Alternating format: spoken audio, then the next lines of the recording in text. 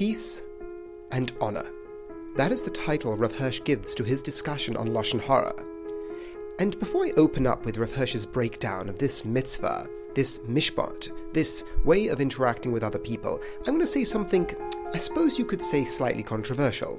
When it comes to Lashon Hara, we all open up the work that's known as the Chafetz Chaim, because it gives detailed descriptions. We have an individual, a great sage of the Jewish people, who took a topic that perhaps had been not emphasized enough and broke down a myriad of laws and subcategories and expressions of how one can work on this very important mitzvah. But there is a danger. Like any time we take something that has a broad perspective and we particularize it, we have the danger that we forget the overarching meaning of what this commandment is trying to do. Take, for example, why you're shaking lulav. Shaking lulav has a purpose behind it. It has a meaning embedded in it. If you spend too much time focusing on whether your esrog has a specific dot or not, and what type of lulav you have specifically acquired, you run the risk that you're going to forget the experience of shaking a lulav. A danger of focusing in on the particularities, your ability to take apart a commandment in the Torah and show how it has so many individual laws and individual components, and you can work on this aspect of things and that aspect of things. You run the risk of forgetting, why should you not speak Lashon Hara? Rav Hirsch draws our attention halachically to one chapter in the Rambam to really say, okay, this is the halacha, but then writes pages on describing the experiential side of what happens when you speak Lashon Hara.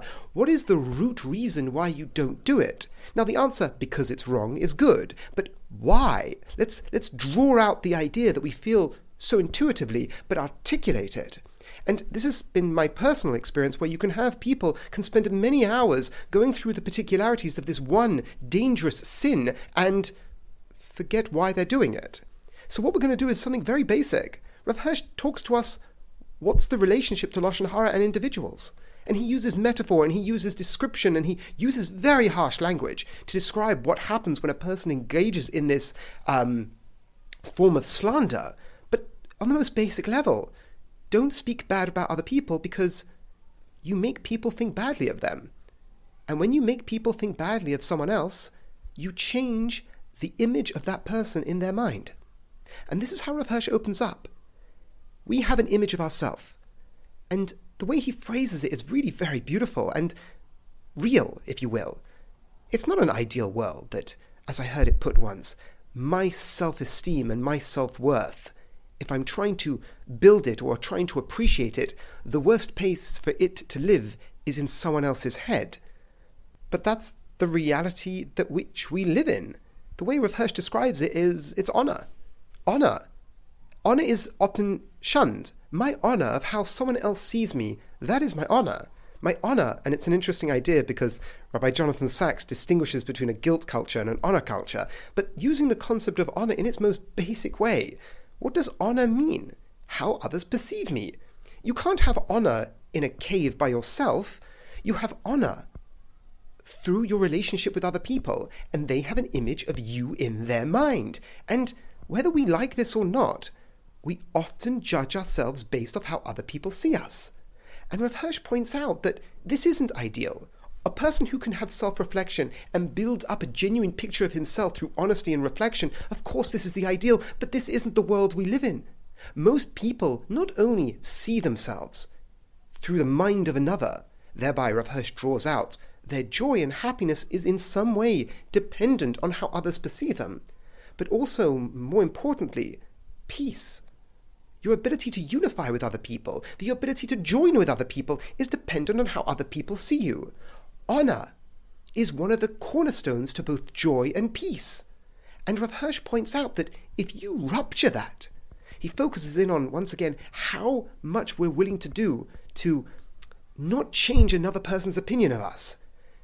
In private, in our own lives, we'll do things we shouldn't do. We won't be as committed to our task. But when it comes to how others perceive us, well, there I'm out in public, and obviously I'll hold up a certain veneer. I'll hold up a certain persona. Now, is that ideal? No. But at the same time, it's a reality. Rav Hirsch says he who will not care about what he does himself, but when others are watching, obviously he's going to take more care. Now, a person can look at that as hypocrisy. Yes, there is an aspect of hypocrisy in every persona, but Rav Hirsch points out that might very well be the thing that is holding the person to the good path, that is holding the person to the life of virtue. And is that a bad thing? No. In an ideal world, it would be independent of other people's perception. But that's not the world we live in. We often have to grow out of that childish perspective where we are dependent on how other people see us. But you can't rid yourself of it completely. So when we say don't speak Lashon Hara, what are we saying? Don't kill a person's perspective of another in their mind. Don't rupture that image. It's not for you to do because you don't know the consequences of it. You don't know the other's dependence on that image. They may be very dependent on other people's perspective of them. You don't know. Thereby, you kill a person's vision of another, and consequences follow. Their joy disintegrates. Their ability to have peace with other people disintegrate. Not only because they feel their inability to connect, but other people don't want to connect to them. So Lashon Hara, as I said, in its most basic framework, is an image. And Lashon Hara, evil talk, ruptures an image. It ruptures the image of that person in someone's mind. Giving a little recap to this first point, because just to appreciate the different dynamics, we have Reuven, and I tell Reuven something bad about Shimon. Okay, now what has happened here at this first stage? I now know that Shimon's perspective on himself can be ruptured. Yes, I changed the image of Shimon in Reuven's mind. I ruptured it, I changed it, I destroyed it, and thereby Shimon now looks at himself differently. The thing that was holding him to virtue, which you don't know, you don't have the God perspective to be able to appreciate what motivates people. His whole feeling of self-worth could have just been drained because he was holding to it because of how people perceive him, his honor in the eyes of another. Now, this isn't ideal. As we said, my self-worth shouldn't be living in your mind, but it's a reality. And with time, we're expected to grow out from this, but these are the first stages in moral growth. We first grow because we want to be perceived as a certain type of person, and we grow out of it by commitment to virtue itself, to Hashem's will itself. But these first stages are okay. They're a reality that we live in. And you rupture a person's image in the mind of another. But not only that, not only from the point of view of Shimon, now he's been crushed, Reuven as well. You destroy the possibility of peace. You sow hatred. You sow dislike. You sow distrust. You lose the ability to be friends. You take away Reuven's ability to be friends with Shimon. You take the greatest blessing that we say God's name is associated with, peace, and you stop them being friends. You did that. You stop the ability for them, and it can be something small, and you don't know the same way. You don't know what Shimon's commitment or how hard he holds to how Reuven perceives him. You don't know that. You also don't know what it will take for Reuven to distance himself from Shimon. This is what Lashon Hara is. It affects the one who does the talking, it affects the one who's heard it, and it affects the other. And there's so many metaphors that come into play, from arrows to poison to the snake. But without getting into all that, Rav Hirsch talks about how each of these people become degraded through the experience. That's Lashon Hara. Why don't we do it? We don't do it because of that. Now, how do you prevent it? Rav Hirsch gives us practical advice. The first point, danger. When someone's in danger, when someone is in genuine danger, and here's the point, you often know when that's the case.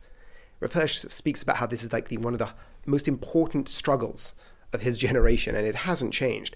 When you talk about speaking bad about another, Rav Hirsch points out, even if it's true, you know when you shouldn't be doing it. And when there's danger involved, or severe loss, or a reason why you think you actually might need to do it, feel where the pressure is.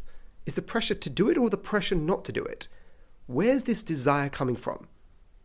Often we know when it's genuine danger, and thereby we have to say what we have to say, or whether it's coming from somewhere else. We often know, and you can ask your local Orthodox rabbi for guidance, but we often know when we're doing it for the good or we're doing it for evil. And Rav Hirsch says you can say that, it was just words. Yes, it's just words. And Chazal have very harsh things to say on people who just use words fleetingly.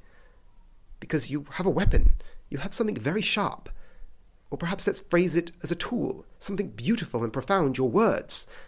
But such danger they can wrought. So the practical advice Rav Hirsch gives us in how to develop away from this. The first is to appreciate its root. Why do we speak Lashon Hara to begin with?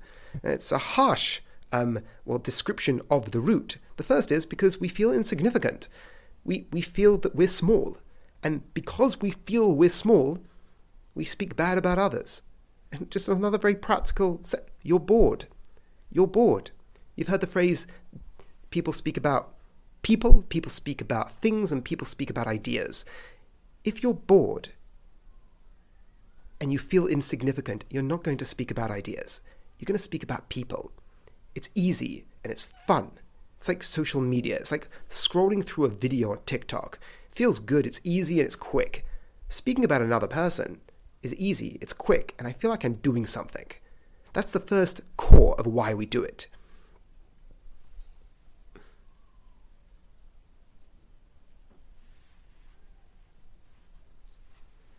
And that leads to the second point. It rises me up. I'm bored, I feel low, and speaking rises me up. So, based off this principle, how do you prevent it? How do you move away from it? And once again, these ideas are so grounded and so basic. The response is kind of the inversion. Know your purpose. Learn. Study.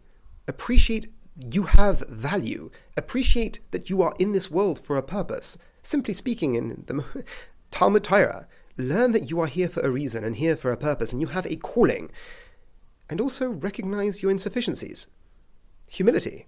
Humility is a cure for Lashon Hara like nothing else. Recognize your insufficiencies. Recognize you're not the judge of all mankind.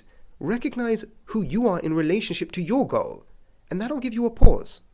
So, why do we do it? We're bored and we feel insignificant. How to prevent it? Recognize you are significant, but in the context of humility. So to sum up our points, we're trying to prevent Lashon Hara. We're trying to stop ourselves speaking Lashon Hara. We're trying to encourage our community. How do we do this? We recognize what we're doing when we do it. We dismantle honor and we reduce the possibility of peace. We rupture the image of another in someone's mind, and thereby we affect that person in ways we have no idea.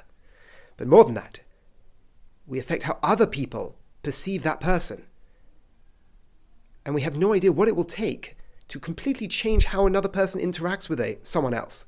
We don't know what the phrases that will matter, the phrases that won't matter. Thereby we have to recognize the weight of what we're dealing with and what that says about us. What are we doing when we do this? When we speak Lashon Hara and we recognize what we're doing to the first person who's listening and what we're doing to the person it's being told about, when we reflect on the weight of that, it should terrify us. And how do we prevent it? How do we move away from it? We move away from it by recognizing why we do it. We do it because we feel insignificant and because we're bored. Good social media parallel works perfectly here. People get addicted to social media and TikTok and whatever, YouTube shorts, because they feel a little bit rubbish. Often, ironically enough, people watch motivational videos, and somehow that makes them feel more significant. But they do it because they're bored and they feel insignificant. How to build this up? How to change? Recognize you have a purpose. Recognize you're here for a reason in the context of humility.